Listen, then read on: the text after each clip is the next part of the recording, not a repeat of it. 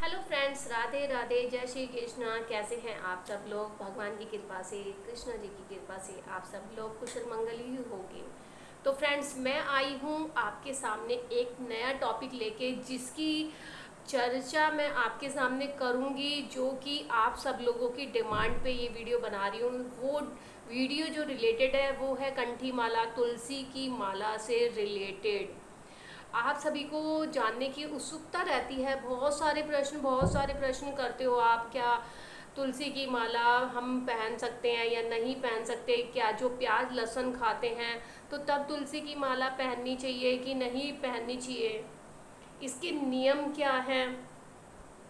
अब बहुत सारे क्वेश्चन होते हैं। क्या मासिक धर्म के दौरान जो है हम तुलसी माला धारण कर सकते हैं? क्या पति पत्नी के संबंध के दौरान जो है हम तुलसी माला पहन सकते हैं?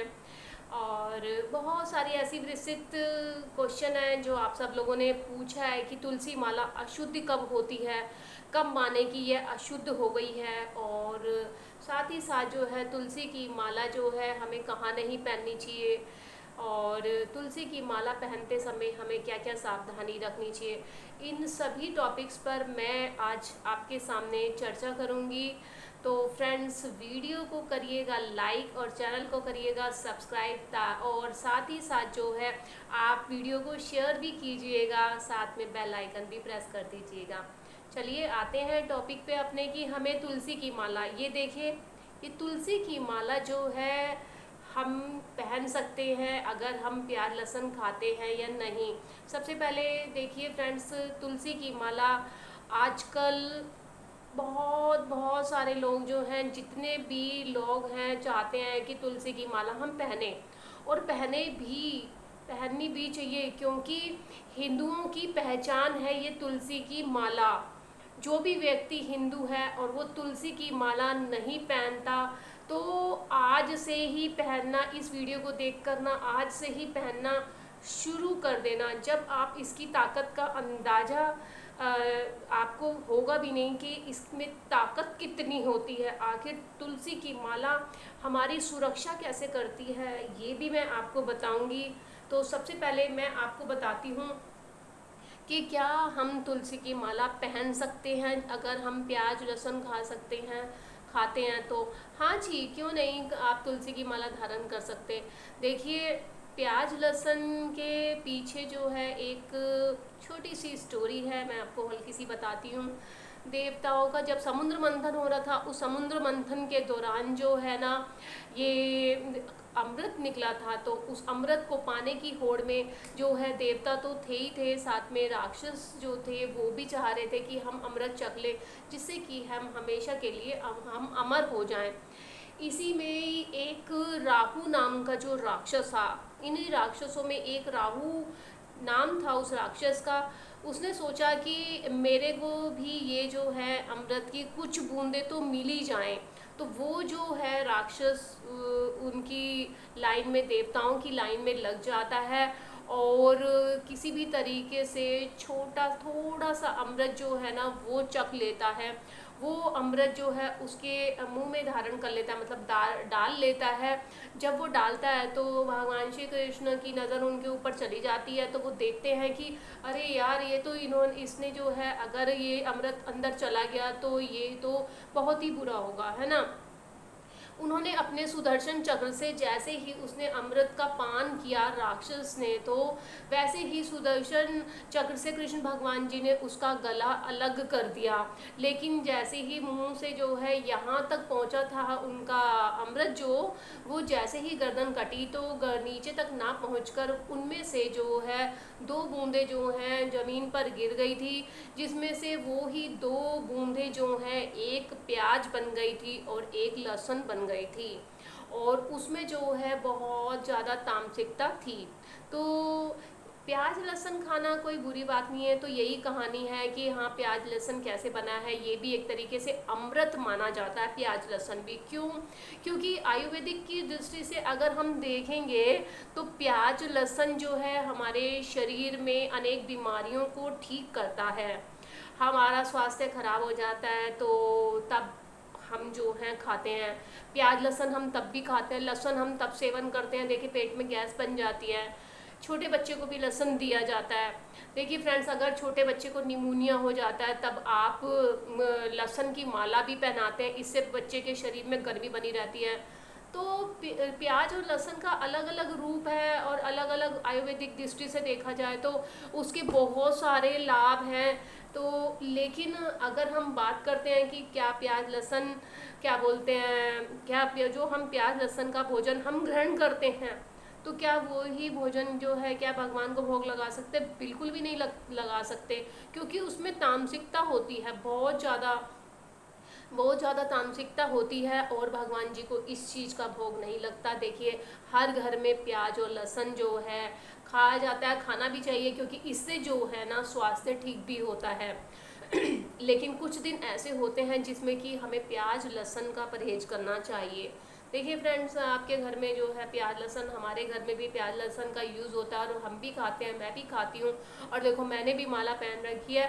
लेकिन हाँ, कुछ दिनों में मैं प्याज लहसुन का बिल्कुल परहेज करती हूँ। अभी आपको बताऊँगी कि आप भी करना उन दिनों में परहेज। तो प्याज लहसुन का भोग जो है कान्हा जी को, किसी भी देवी देवताओं का को नहीं लगाना चाहिए। प्याज लहसुन वाला भोजन अगर आप लगाते हैं तो बहुत पाप की श्रेणी में आते हैं। तो आपको प्याज लहसुन का भोग नहीं लगाना। घर में अगर भोजन बनता है तो जैसे कोई भोजन बनता है तो उसमें से ही बना हुआ बिना तड़का लगा के, यानी कि जब प्याज लहसुन का तड़का नहीं लगता उससे ही पहले जब हम उबालते हैं तो उस उबले हुए खाने को ही जो है हम थोड़ा सा निकाल लेते हैं, फिर उसमें जीरे का तड़का लगा के जो है आप तुलसी दल डालकर आप भगवान जी को, लड्डू गोपाल जी को, विष्णु भगवान को भोग लगा सकते हैं।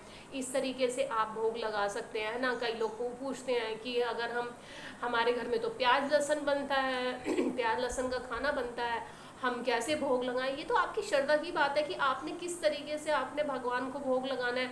आप जो है तड़का लगाने से पहले कोई मसाला बना रहे हैं प्याज लहसुन का, उससे पहले भी तो आप भोजन निकाल सकते हैं। दाल बनाइए, दाल उबाल लिया तो उसको निकाल लिया, साफ निकाल लिया, उबली हुई दाल को ही निकाल लिया, फिर उसे साफ बर्तन में जीरे का ही छोंक लगा के आप भगवान को भोग लगा सकते हो, है ना। ऐसा कर सकते हो। अगर आपके अंदर भगवान के प्रति होती है ना आस्था बहुत ज़्यादा, जितना आप भगवान के साथ अटैचमेंट हो जाता है, जितना आप जुड़ जाते हो ना, तो भगवान ही आपको बहुत सारे आइडियाज़ देता रहता है। आपके मन में वो वाली बातें आती रहती हैं। आप एक बार भगवान से जुड़ जाइए बस, फिर देखिए भगवान कैसे आपको सही रास्ते में लेके जाता रहता है। तो बात आती है प्याज लहसुन, आप प्याज लहसुन खा रहे हैं तो प्याज लहसुन खा के आप प्याज लहसुन खा सकते हैं कि नहीं? हाँ, खा सकते हैं, ठीक है ना, कोई अपराध थोड़ी है। दूसरा जो है क्या, प्याज, ये जो तुलसी माला जो होती है ये हमें कब नहीं पहननी चाहिए? दूसरा क्वेश्चन ये है कि हमें तुलसी माला कब नहीं पहननी चाहिए, और तुलसी माला कब अशुद्ध होती है, कब माने कि हमारी तुलसी माला अशुद्ध हो गई है और हमें तब नहीं पहननी चाहिए। तो मैं बताती हूँ, इस बारे में डिस्कस करती हूँ। देखिए फ्रेंड्स, अगर आप जो है तुलसी माला आपने पहनी हुई है और वो उसके दाने जो हैं ये टूट के नीचे गिर गए हैं या तुलसी की माला टूट गई है, तो आप समझिए कि ये खंडित हो गई है, उस माला को आप दोबारा नहीं पहनेंगे, ठीक है। और मैं बात कर रही हूँ आपको कि तुलसी माला कब नहीं पहननी है, अशुद्ध कब मानी जाती है, तो इन बातों का मैं जवाब दे रही हूँ। देखिए बहुत सारे रूल रेगुलेशन भी होते हैं अगर माना जाए कि कब अशुद्ध मानी जाती है। देखिए मासिक धर्म के दौरान जब आपको पीरियड्स हो रहे हैं तब आपको जो है ये माला जो है आपको नहीं पहननी है, तब अशुद्ध मानी जाती है, ठीक है। अगर आपकी माला ये टूट के गिर जाती है तो नहीं पहननी है।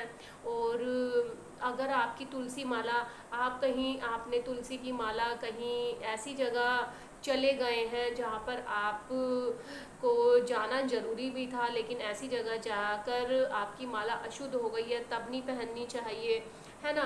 तुलसी की माला जो है, जो जैसे कि पति पत्नी के संबंध जो है बनते हैं तो उस दौरान भी आपको तुलसी की माला नहीं पहनना चाहिए। ये सब अशुद्ध होते हैं, तो अशुद्ध टाइम होता है, तो अशुद्ध टाइम पे जो है ना हमें तुलसी की माला एक तरफ निकाल के रख देनी चाहिए, उसके बाद पहन सकते हो आप, नो प्रॉब्लम। नहा धो के आप तुलसी की माला पहन सकते हो, है ना।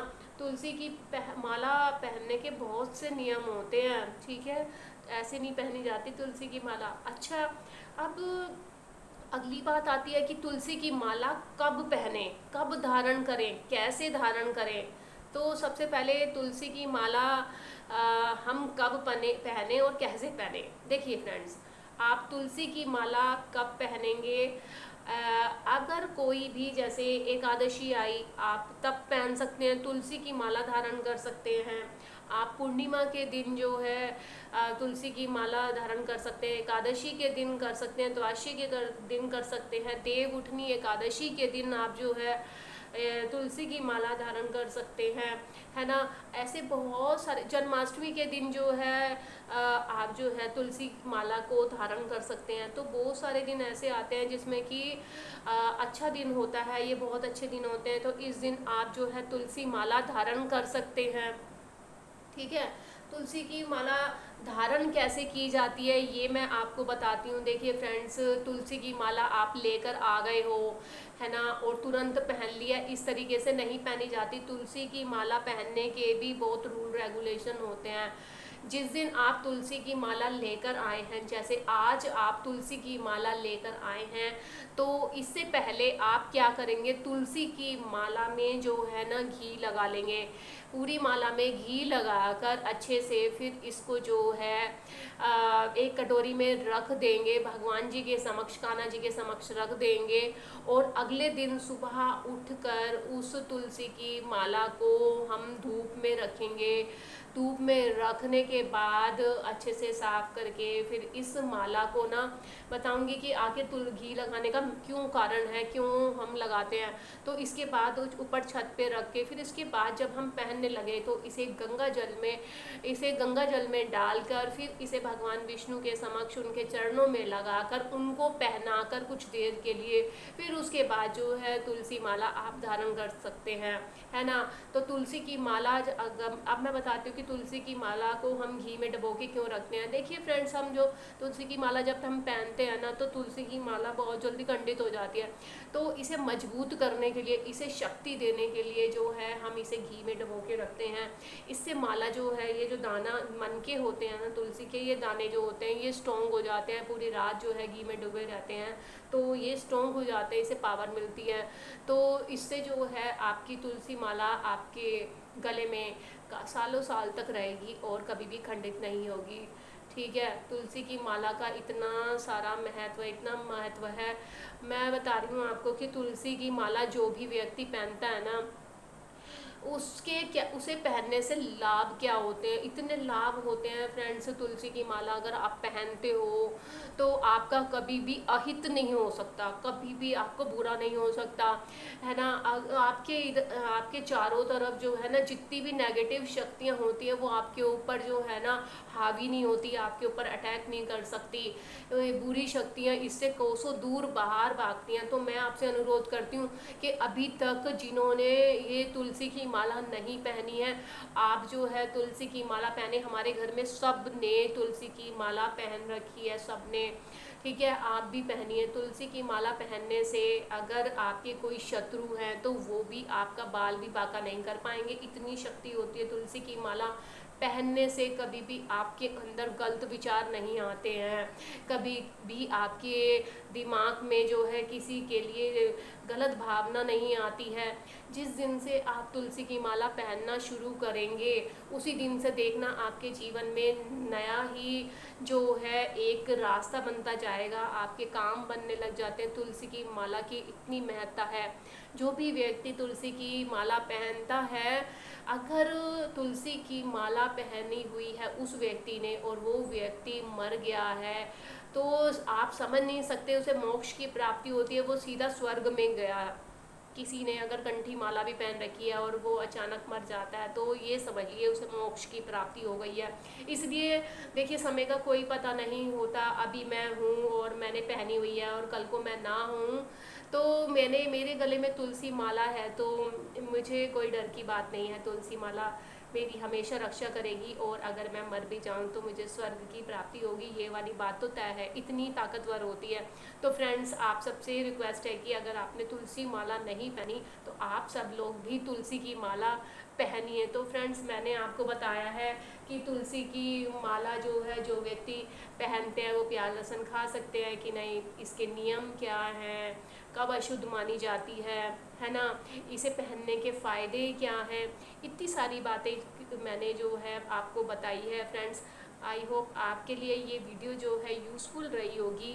तो फ्रेंड्स, अगर थोड़ी सी भी यूज़फुल रही हो और आपको ये वीडियो अच्छी लगी हो तो फ्रेंड्स एक लाइक तो ज़रूर कीजिएगा, और साथ में चैनल को सब्सक्राइब भी कीजिएगा, क्योंकि मेरे इस चैनल पर आपको मिलेगी ज्ञान भरी बातें और रोचक जानकारी, जो कि हमें नॉर्मली पता होता है, लेकिन जब वो उस बारे में चर्चा होती है तभी हमें याद आती है, अदरवाइज़ हमें याद नहीं आती।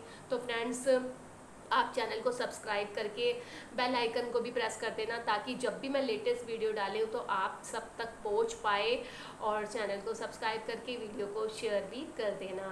राधे राधे, जय श्री कृष्णा।